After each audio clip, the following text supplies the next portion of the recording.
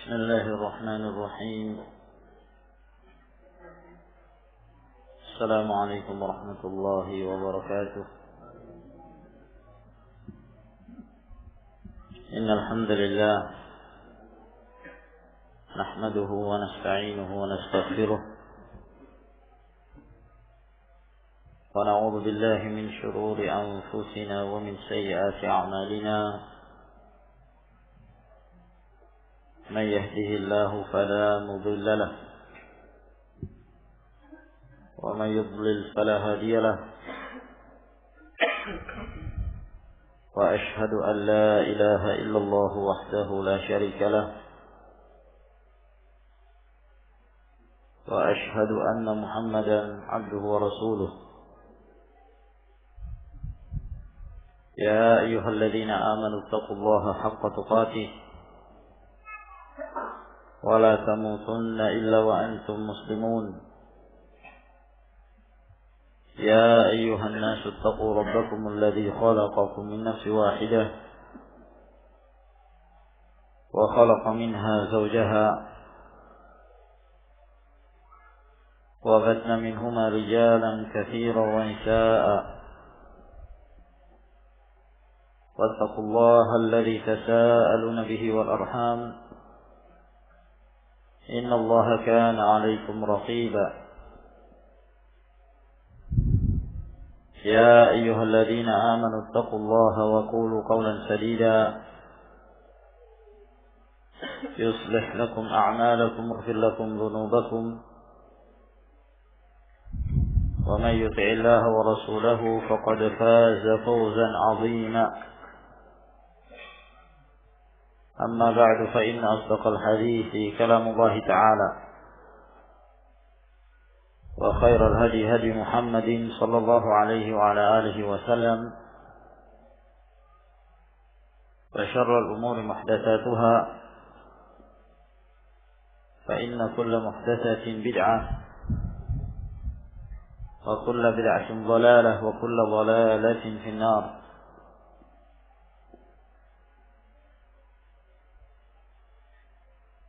Ma'asyiral muslimin wal muslimat rahimakumullah. Kita kembali dikumpulkan Allah Subhanahu wa taala dalam pengajian rutin yang membahas kitab Sahihul Adabil Mufrad yang menjelaskan tentang al-adab dan al-akhlaq yang Rasulullah sallallahu alaihi wasallam ajarkan kepada umatnya. Dan begitu pentingnya kita mempelajari adab-adab ini. Sebab mempelajari adab-adab yang datang dari Nabi sallallahu alaihi wasallam akan memuliakan seseorang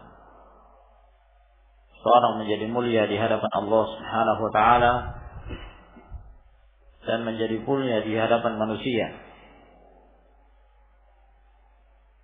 Oleh karena itu seorang talibul ilm, seorang penuntut ilmu sangat membutuhkan untuk belajar adab terhadap dirinya, adab terhadap saudara-saudaranya, adab dalam beribadah kepada Allah Subhanahu wa taala dan yang lainnya. Al-Imam Malik rahimahullah taala beliau pernah mengatakan kepada seorang pemuda dari Quraisy, dia mengatakan, "Ya ibna akhi, ta'allamil adab qabla an tata'allam al-ilm." Wahai anak saudaraku, belajarlah adab sebelum engkau mempelajari ilmu. Belajarlah adab sebelum engkau mempelajari ilmu. Ini menunjukkan pentingnya mempelajari adab sebagai persiapan bagi seorang untuk mendapatkan ilmu tersebut. Sebab ketika dia menghadiri majalisul ilm, majelis ilmu tersebut, maka dibutuhkan adab dalam bermajlis, dibutuhkan adab bersama dengan saudaranya, agar kemudian dia tidak melakukan tindakan-tindakan yang mengganggu saudaranya dan yang melanggar syariat Allah Subhanahu wa taala. Oleh karena itu, ma'asyiral muslimin wal muslimat rahimakumullah, maka apa yang disebutkan dalam kitab ini menjelaskan kepada kita demikian banyak permasalahan-permasalahan adab yang patut untuk kita contoh dan kita amalkan dalam kehidupan kita. Kita melanjutkan kembali pelajaran kita dari kitab Sahihul Adabil Mufrad, di mana pada malam hari ini kita memasuki bab yang ke-83 dari kitab Sahih Al-Adabil Mufrad, atau bab yang ke-96 dari kitab Al-Adabul Mufrad. Berkata Imam Abu Abdullah Muhammad bin Ismail bin Ibrahim Ibn al-Mughirah Ibn Bardizbah al-Ju'i al-Bukhari rahimahullahu ta'ala, Babu sibabil abid. Bab sibabil abid, bab mencela, mencerca budak-budak. Di sini Imam Al-Bukhari rahimahullah taala menjelaskan di dalam bab ini bahwa termasuk di antara perkara yang diharamkan adalah gemar mencela, mencerca, walaupun dia seorang budak. Nah, dan bahwa yang demikian adalah perkara yang tidak dibenarkan di dalam Islam. Seorang budak yang melayani kita, seorang pembantu atau pelayan yang mengerjakan kebutuhan-kebutuhan kita, patut kita muliakan. Dan begitulah Allah Subhanahu wa taala telah menetapkan sebagai sunnahnya dalam kehidupan dunia ini. Ada yang kedudukannya tinggi, ada yang kedudukannya rendah dalam status sosial. Ada yang kaya, ada yang miskin. Dan itu semua telah ditetapkan oleh Allah Subhanahu wa taala agar kemudian terjadi saling ta'awun, kerjasama tolong-menolong di antara sama manusia, dan saling pengertian, saling membutuhkan antara satu dengan yang lain. Bayangkan kalau semua manusia itu kaya, semuanya kaya, semuanya maunya yang di atas, tidak ada yang mau menjadi pelayan atau pembantu, maka tidak akan berjalan roda kehidupan. Nah, oleh karena itu, apabila seorang dijadikan sebagai al-khadim, sebagai pembantu atau sebagai pelayan atau sebagai budak yang mengerjakan pekerjaan-pekerjaan kita dan kebutuhan kita, maka wajib bagi kita untuk berterima kasih kepadanya. Maka ini ma'asyiral ikhwah rahimakumullah merupakan tanda kibir seseorang, tanda kesombongan. Ma'asyiral ikhwah rahimakumullah, telah pernah kita sebutkan hadis Anas bin Malik radhiyallahu ta'ala anhu pada saat beliau menjelaskan tentang akhlak yang dimiliki Rasulullah sallallahu alaihi wasallam. Kata Anas bin Malik, aku telah membantu Rasulullah sallallahu alaihi wasallam selama 10 tahun. Dan tidak pernah beliau mengatakan kepadaku terhadap sesuatu yang aku kerjakan, mengapa engkau mengerjakan itu? Dan tidak pernah beliau mengatakan kepadaku tentang sesuatu yang aku tidak kerjakan, mengapa engkau tidak mengerjakan itu? Nah, al-akhlaqus samiyah, al-khuluqul karim, akhlak yang sangat tinggi dan sangat mulia yang dimiliki oleh Rasulullah sallallahu alaihi wa ala alihi wasallam. Anil Ma'rur bin Suwaid qala, dari Al-Ma'rur bin Suwaid beliau berkata, Ra'aitu Abu Dzarr wa 'alaihi hullatun wa 'ala ghulamihi hullatun. Aku melihat Abu Dzarr sementara dia memakai hullah dan budaknya juga gulam itu juga memakai hullah. Dan telah disebutkan bahwa yang dimaksud dengan hullah di dalam bahasa Arab yaitu pakaian yang terdiri dari dua pasang. Ini maksudnya satu pasang. Nah, dua bahagian.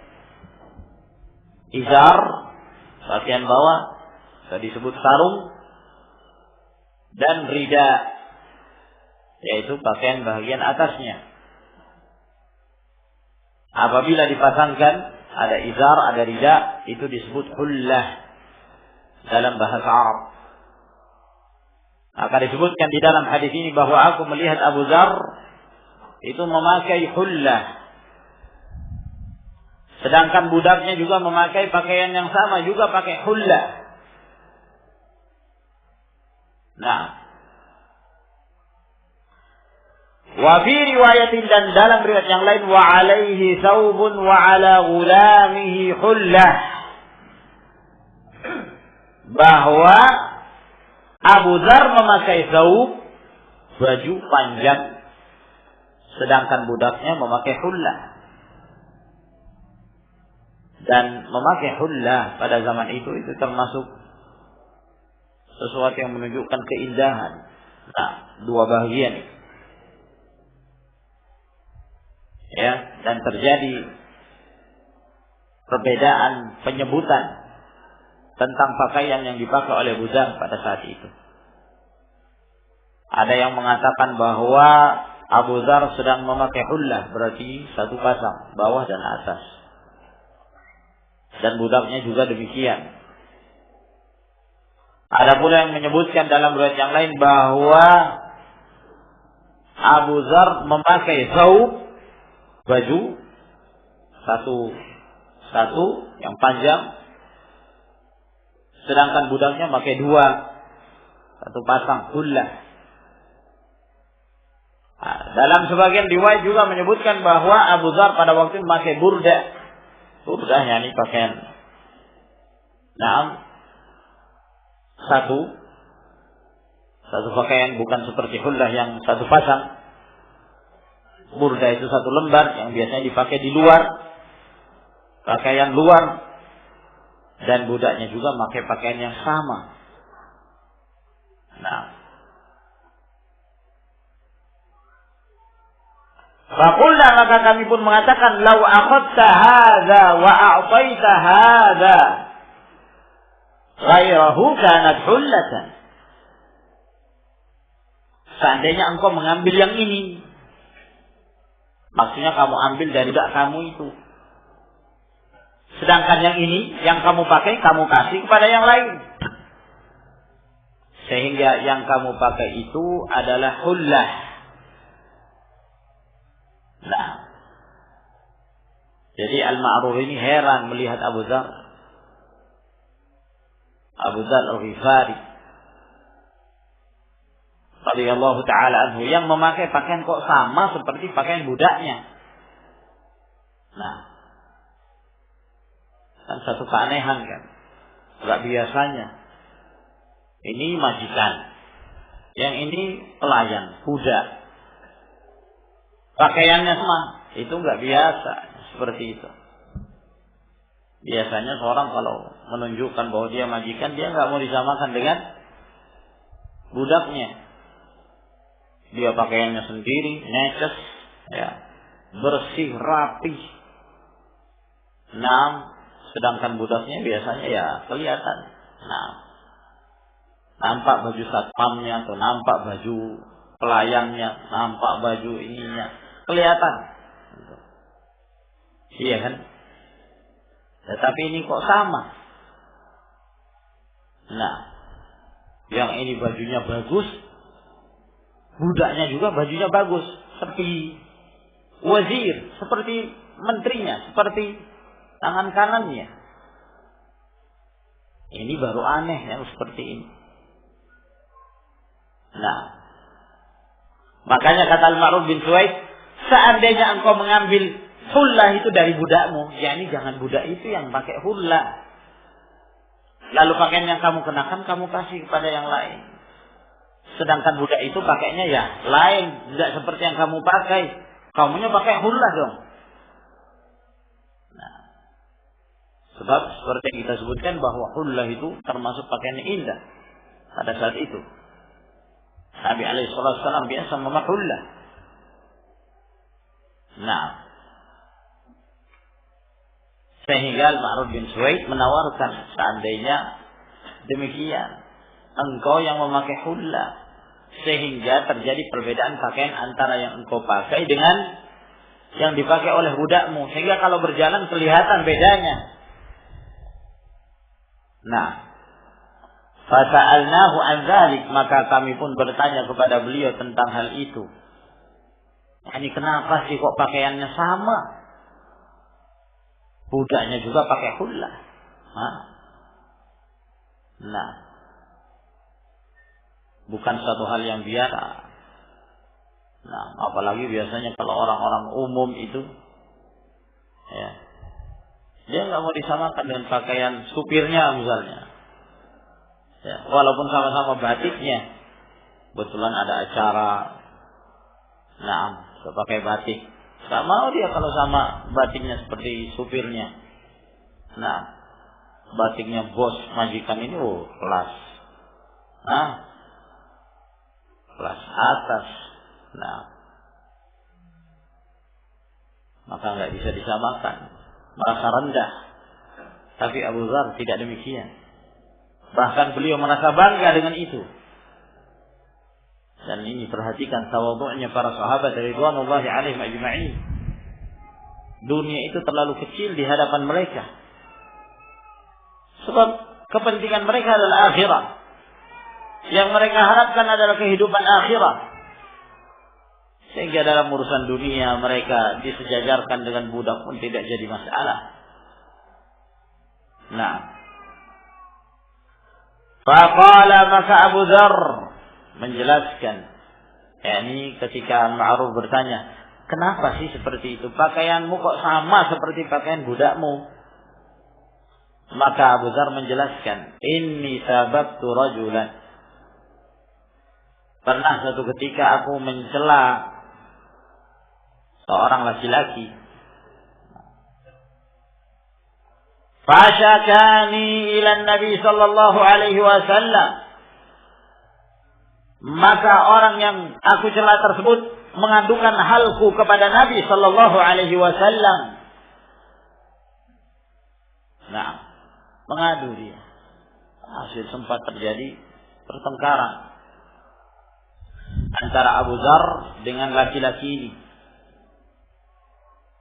Nah, dan laki-laki ini orang hitam. Ya.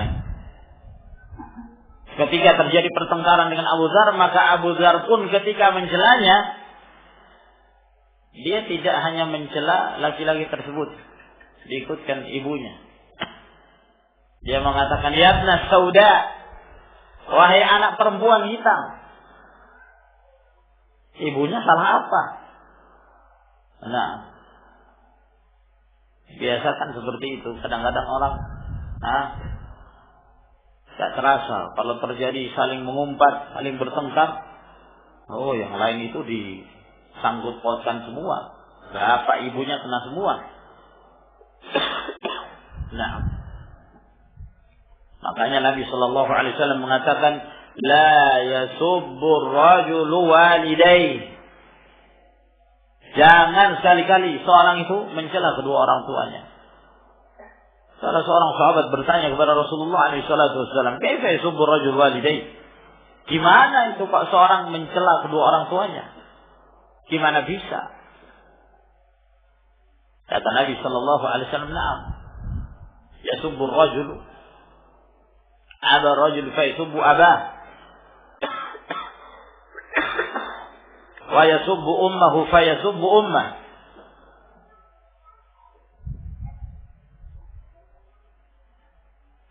Ketika terjadi pertengkaran, maka dia mencela bapaknya, orang yang diajak bertengkar itu, maka dibalas. Orang itu pun mencela bapak. Dia mencela ibunya, dibalas dengan mencela ibunya. Karena dia menjadi sebab ketika dia mencela kedua orang tua orang lain, yang menyebabkan orang lain tersebut mencela kedua orang tuanya, maka dia sama seperti mencela kedua orang tuanya sendiri. Nah, dalam kaidah fiqhiyah para ulama mengatakan al-mutasabbib lahu hukmul mubashir. Orang yang menjadi sebab hukumnya sama seperti orang yang melakukannya secara langsung. Menjadi sebab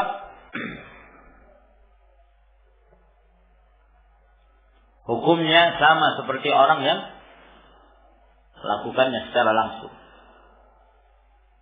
Ada seorang ingin memiliki harta orang tuanya karena orang tuanya ini kaya raya.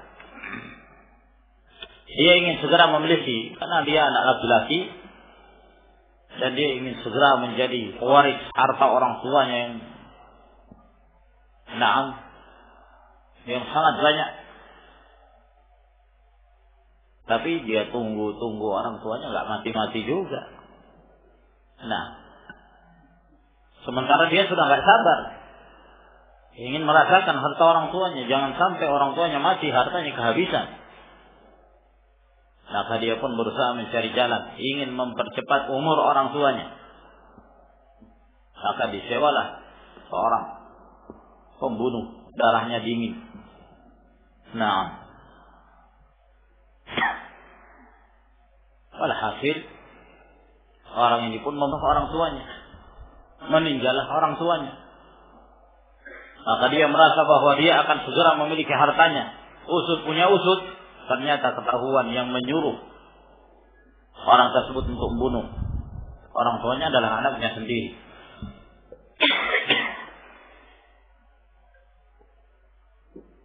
Nah, akhirnya apa? Maka dia tidak berhak mendapatkan harta. Sebab Nabi SAW mengatakan la yarithul qatil. Pembunuh tidak boleh mendapatkan warisan dari orang yang dibunuhnya. Tapi dia kan tidak membunuhnya. Dia cuma nyewa orang yang membunuhnya. Naam. Tapi dia menjadi sebab. Wal mutasabbib lahu hukmul mubashir. Yang menjadi sebab sama hukumnya dengan orang yang melaksanakannya secara langsung. Nah ini ma'asyiral ikhwah rahimakumullah. Maka Abu Dzar radhiyallahu taala anhu mencela ibunya. Akhirnya mengadu orang ini kepada Nabi sallallahu alaihi wasallam. Faqala li an-nabiy sallallahu alaihi wa alihi wasallam. Maka Nabi sallallahu alaihi wasallam pun mengatakan kepadaku, yakni kepada Abu Dzar, "A'ayyartahu bi ummi?" Apakah engkau mencelanya dengan menyebut ibunya? Nah, ini apa urusan ibunya? Kenapa engkau menyebut ibunya? Mengatakan ya ibn Sauda. Nah, kalau terjadi pertengkaran ya dia saja. Nah, dia saja yang kamu cela, itu pun kalau memang hak. Nah, ya ini kok sampai ibunya? Salah apa? Dosa apa ibunya?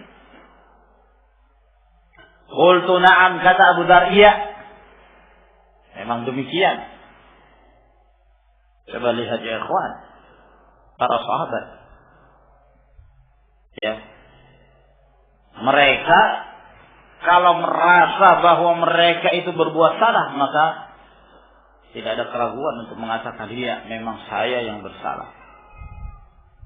Lihat Abu Dzar radhiyallahu ta'ala tidak mencari-cari cara gimana caranya supaya dia menang di hadapan Rasulullah sallallahu alaihi wasallam. Tidak seperti kebanyakan al-mujadil, orang-orang yang pandai berdebat. Ya. Ketika Rasulullah mengatakan, apa betul kamu mencela dia dengan menyebut ibunya? Dia kemudian tidak mencari jalan keluar. Begini ceritanya ya Rasulullah. Dari awal seperti ini. Cerita. Masalahnya begini. Dia berusaha untuk mencari. Oh tidak, sama sekali. Dia mengaku bahwa dia salah. Maka dengan jantan beliau mengatakan, na'am, memang benar ya Rasulullah. Para sahabat itu bersalah. Namun mereka adalah orang-orang yang raja', yang sangat cepat kembali kepada jalan Allah Subhanahu wa taala ketika mereka melakukan kesalahan. Begitu mereka mengetahui Rasulullah alaihissalam memutuskan sesuatu, maka mereka segera menerima. Itulah sifat yang dimiliki oleh para sahabat. Mengapa Allah Subhanahu wa taala menyebutkan di dalam sekian banyak ayat keutamaan para sahabat? Dan Allah memuji mereka, Allah meridai mereka, disebabkan karena keimanan mereka, kesungguhan mereka untuk bersabar bersama Rasulullah alaihissalam, bersabar dalam menjalankan Islam, sehingga kesabaran itu membuahkan hasil. Mereka menjadi orang-orang yang mulia. Sahabat itu bukan orang ma'asum, orang yang terpelihara dari kesalahan. Tidak, sahabat juga bersalah. Kadang-kadang sahabat juga berbuat dosa. Tapi perlu diketahui bahwa para sahabat radhiyallahu ta'ala anhum, mereka adalah orang yang sangat cepat sekali kembali kepada jalan Allah Subhanahu wa ta'ala. Yang bersalah mereka segera ingin mensucikan dirinya. Yang ini berzina, datang kepada Rasulullah, ya Rasulullah, tegakkan kepadaku hukum had. Sesungguhnya saya telah berzina.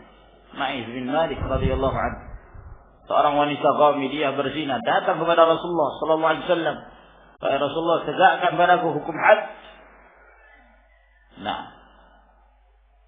Yang satunya lagi, seorang sahabat yang mendatangi istrinya di siang hari Ramadan, datang kepada Rasulullah alaihi salatu wassalam, wahai Rasulullah, inni halak, inni ihtaraq, saya terbakar wahai Rasulullah, saya telah binasa. Kata Rasulullah, apa yang menyebabkan engkau binasa? Kata sahabat ini, waqa'tu ala imraati fi Ramadan, aku telah mendatangi istriku di siang hari Ramadan. Mereka ingin segera bertaubat kepada Allah Subhanahu wa taala. Kemudian Rasulullah sallallahu alaihi wasallam mengatakan, inna ikhwanakum khawalukum, sesungguhnya ikhwanakum, saudara-saudara kalian, mereka itu adalah orang-orang yang mengikuti kalian. Akhwal atau khawal, yang dimaksud adalah pengikut seseorang yang berada di bawah seseorang, ya, kepemilikan. Inna ikhwanakum, sesungguhnya saudara-saudara kalian, maksudnya budak-budak kalian, budak-budak kalian, pelayan-pelayan kalian. Khawalukum adalah yang mengikuti kalian, yang di bawah kepemilikan pengawasan kalian. Ja'alahumullahu tahta aidikum, yang Allah Subhanahu wa taala telah menjadikan mereka berada di bawah tangan-tangan kalian, yakni di bawah kepemilikan kalian, kalian yang menguasai mereka. Faman kana akhuhu tahta yadayhi, maka barang siapa yang saudaranya, yaitu budaknya, berada di bawah kedua tangannya dalam pengawasannya, fal yut'imhu mimma ya'kul, maka hendaklah dia memberi makan kepada budaknya itu dari apa yang dia makan. Wa yulbisu mimma yalbas, dan hendaklah dia memberikan pakaian kepadanya dari apa yang dia pakai. Wala tukallifuhum ma yaghlibuhum, dan jangan kalian membebani mereka sesuatu yang mereka tidak mampu melakukannya. Fa in kallaftumuhum ma yaghlibuhum fa'ainuhum, apabila kalian membebani mereka dengan sesuatu yang mereka tidak mampu, maka bantulah mereka, tolonglah mereka. Lihat akhlak yang Rasulullah alaihi salatu wassalam ajarkan kepada umatnya. Rasulullah sallallahu alaihi wasallam mengajarkan pada para sahabat agar bersifat tawadhu'. Man tawadhu'a lillahi azza wa jalla rafa'ahu Allah. Barang siapa yang merendah diri karena Allah Subhanahu wa taala, maka Allah akan mengangkat kedudukannya, mengangkat derajatnya. Siapa yang punya pelayan, siapa yang punya budak, kata Nabi alaihi salatu wassalam, falyut'imhu mimma ya'kul. Hendaklah dia beri makan dari apa yang dia makan. Nah, ya, bukanlah suatu hal yang tercela kita berikan sebagian kepada mereka, agar mereka pun merasakan apa yang kita rasakan. Nah, makan apa saja kita makan, sayur, ya, jangan dibedakan. Sebagian berikan kepada mereka. Apalagi kalau mereka yang masak, mereka yang cuci piring, mereka yang membersihkan, mereka yang menghidangkan, terus nggak dikasih. Padahal mereka melihat semua jenis makanan itu, nggak dikasih. Nah, tentu dia akan merasakan sedih. Ya meskipun tentu dia mendapatkan gaji per bulan, mungkin ya kalau dia seorang pelayan, mungkin dia mendapatkan gajian per bulan. Nah, akan tetapi kita pun dianjurkan untuk berbuat baik kepada mereka. Berikan sebagian. Nah, bahkan kalau memungkinkan makan bareng pun tidak jadi masalah. Ya, ini majikannya, sampingnya budaknya, makan bareng satu piring. Nah, tidak jadi masalah. Seperti yang dilakukan oleh Umar bin Khattab, akan kita sebutkan nanti.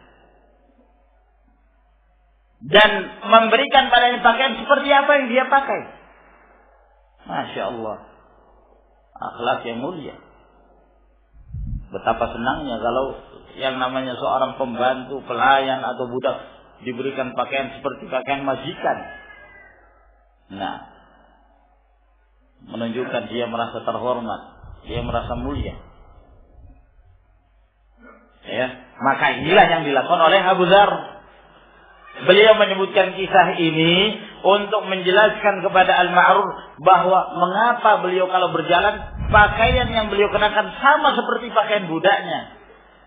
Nah, batiknya sama. Kalau batik tentunya, ya, dulu nggak ada batik di Arab.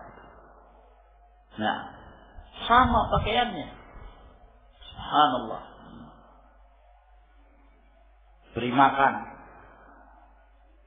Kalau dia merasa malu, misalnya nggak mau makan bareng sama tuannya, kasih dia sisa, kasih piring kecil. Masyaallah muslimin rahimakumullah.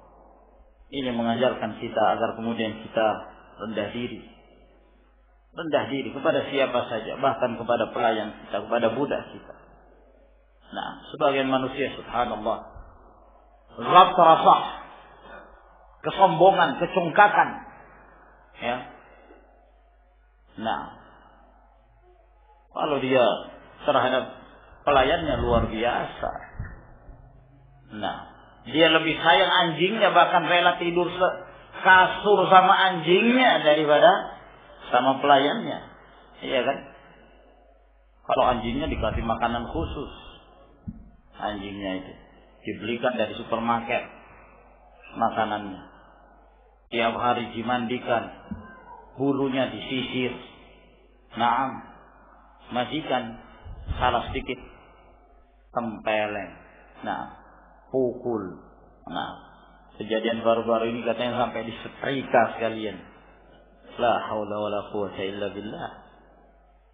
Ini ma'asyiral ikhwah rahimakumullah, zulm. Waz-zulmu zulumatun yaumal qiyamah. Kezaliman itu adalah kegelapan pada hari kiamat. Hadis ini sahih dan juga diriwayatkan oleh Bukhari dan Muslim. An Abi Hurairah radhiyallahu taala anhu annahu qala.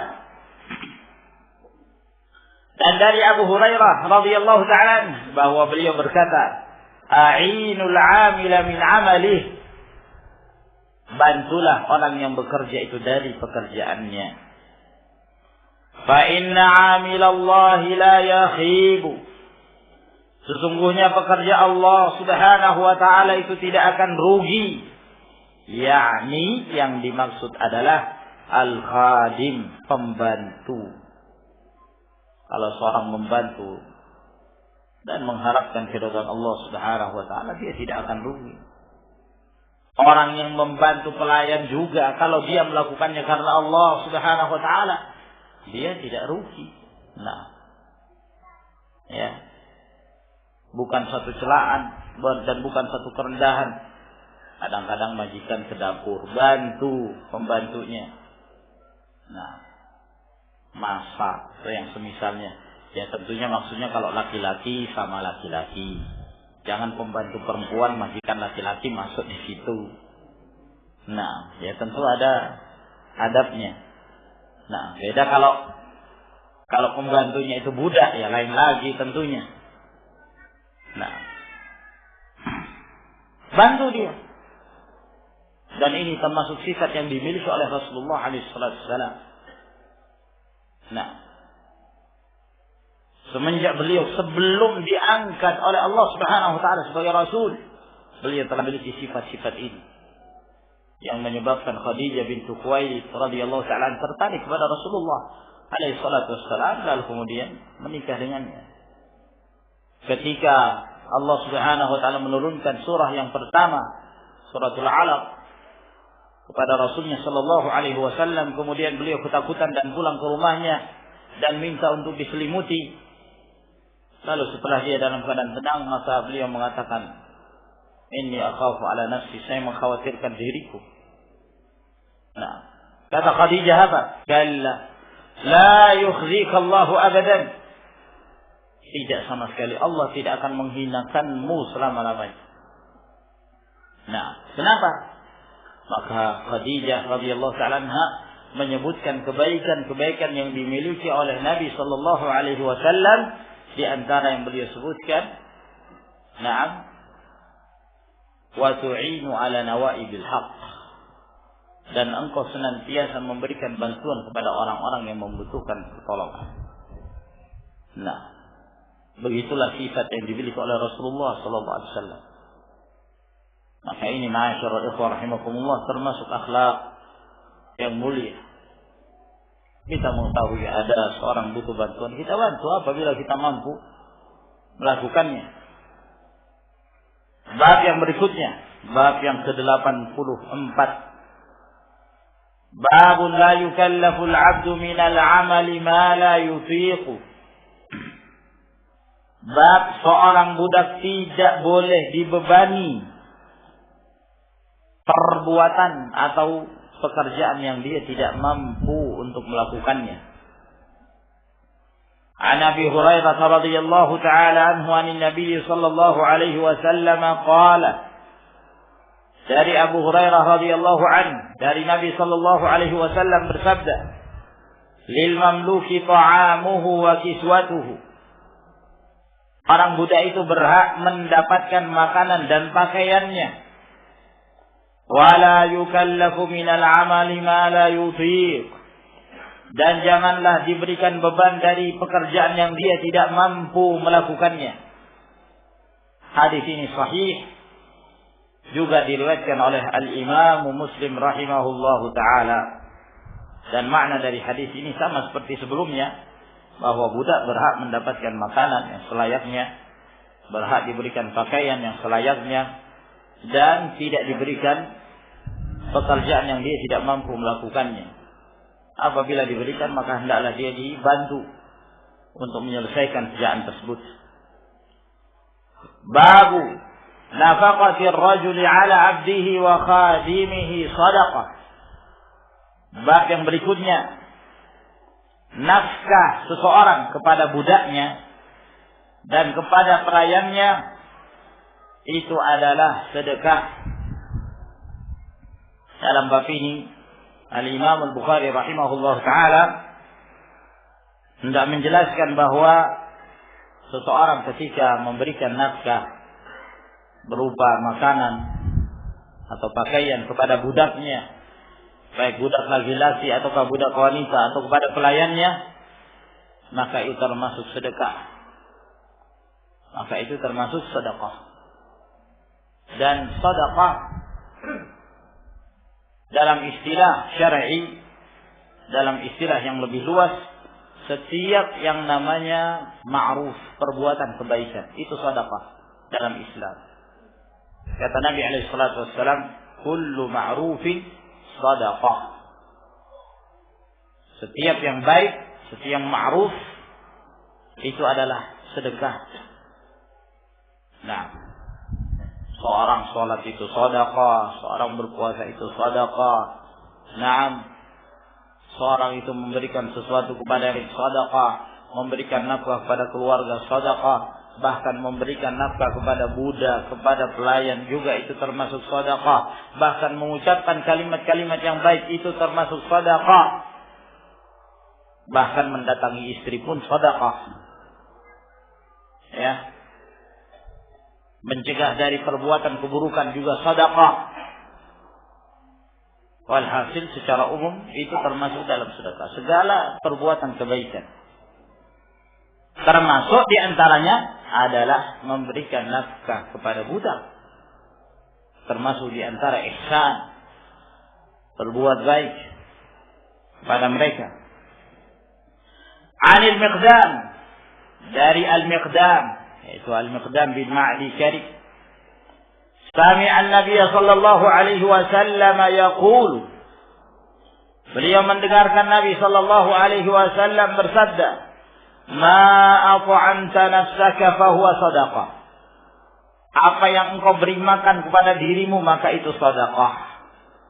Jadi apa yang kita berikan pada diri kita itu sama seperti sedekah terhadap diri kita sendiri. Nah, apabila seorang meniatkan karena Allah Subhanahu wa taala, ketika dia makan, ketika dia minum dengan niat karena Allah, agar diberikan kekuatan untuk beribadah kepada Allah Subhanahu wa taala, maka itu akan bernilai ibadah di sisi Allah. Walaupun makan, walaupun minum. Jadi jangan disangka bahwa ibadah di dalam Islam itu pasti beban. Nah, sama sekali tidak. Betapa banyak dari amalan-amalan ibadah di dalam Islam yang itu bukan merupakan beban bagi kita. Ya, makan beban nggak? Buka puasa beban nggak itu? Nah, makan sahur beban? Bukan beban itu. Kebutuhan, iya kan? Nikah, menikah beban nggak? Ya bukan beban, kebutuhan. Poligami, beban.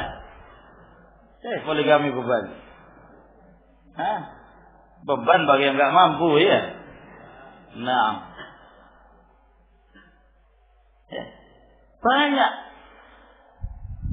Bahkan bagi al-ubbad as-salihun, hamba-hamba yang saleh, yang ahli ibadah, ya, merasakan nikmat dengan beribadah itu. Salat itu bukan main, mereka merasakan suatu kenikmatan. Berpuasa itu bukan sebagai beban bagi mereka. Maka di kalangan para ahli ibadah ada yang senang berpuasa wisol, menyambung puasa. Nah, walaupun memang terjadi khilaf dan Rasulullah SAW melarang itu, menyambung puasa yang satu dengan puasa yang berikutnya. Nah, sebagian para ulama menganggap bahwa larangan Rasulullah SAW itu hanya karena Rasulullah kasihan kepada umatnya, bukan larangan yang menunjukkan haram. Nah, ini pendapat sebagian ulama.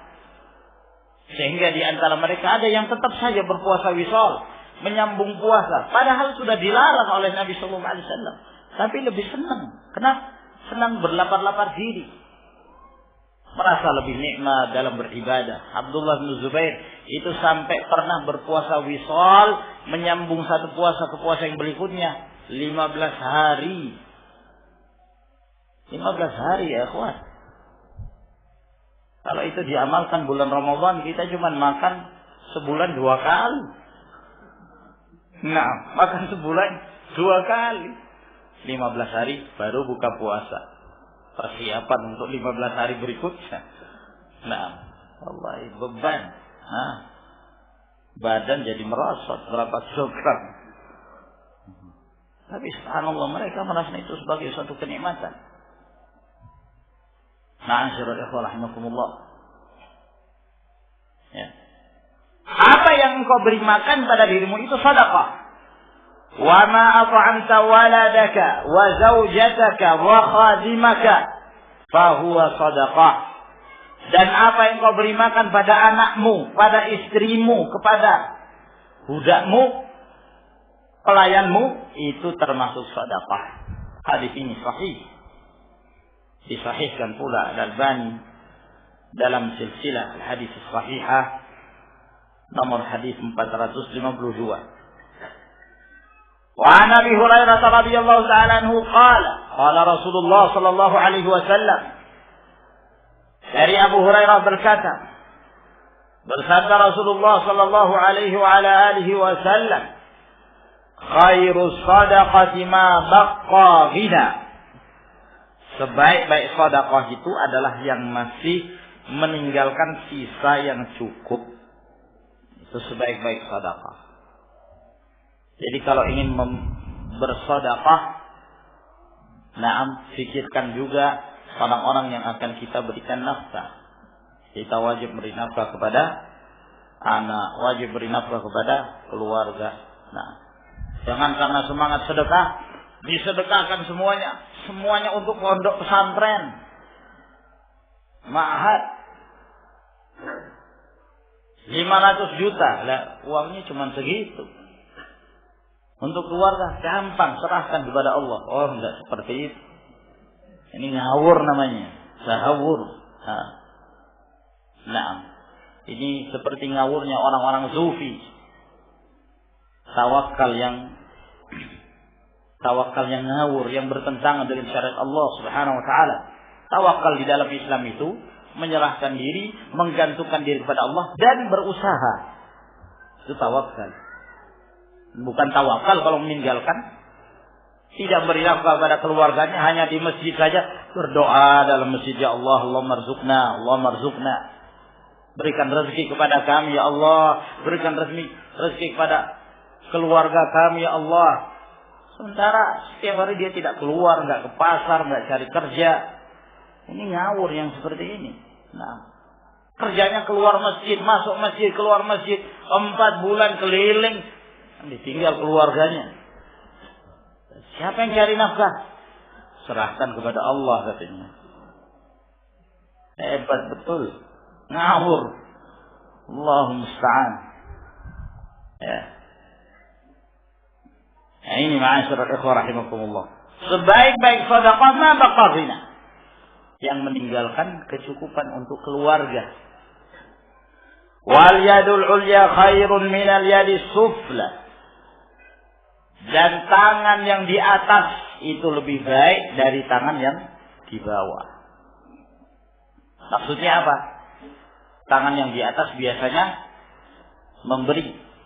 Tangan yang di bawah yang dikasih, yang diberi. Walaupun misalnya orang yang memberi itu di bawah, dia ngasih pada yang di atas, ya tetap al-yadul ulya yang memberi gitu. Jangan dipelintir. Sudah saya ngambil tapi dari atas. Saya ingin tangan saya yang di atas gitu. Tangan yang di atas lebih baik dari tangan yang di bawah. Tidak benar ini. Jadi yang dimaksud oleh Nabi Shallallahu Alaihi Wasallam bahwa kebiasaan tangan di atas itu yang memberi, al-mu'ti. Dan yang diberi itu di bawah. Yang memberi itu lebih baik daripada yang diberi. Tentunya apabila seorang melakukannya dengan ikhlas karena Allah Subhanahu wa taala. Wabda biman ta'ulu, dan mulailah kamu dengan yang engkau berikan nafkah. Jadi apabila hendak beri sedekah, lihat dulu keluarga. Keluarga sudah cukup belum? Mungkin keluarga kecukupan, yakni kehidupannya per hari sudah cukup. Kita melihat sudah cukup, baru berikan kepada yang lain. Ya, keluarga itu diberikan hal-hal yang justru akan menjauhkan mereka dari Allah Subhanahu wa taala. Saya kira sampai di sini ya kawan. Semoga Allah Subhanahu wa taala memberikan manfaat dari apa yang saya jelaskan. Wa akhiru da'wana alhamdulillah Rabbil alamin. Wassalamualaikum warahmatullahi wabarakatuh.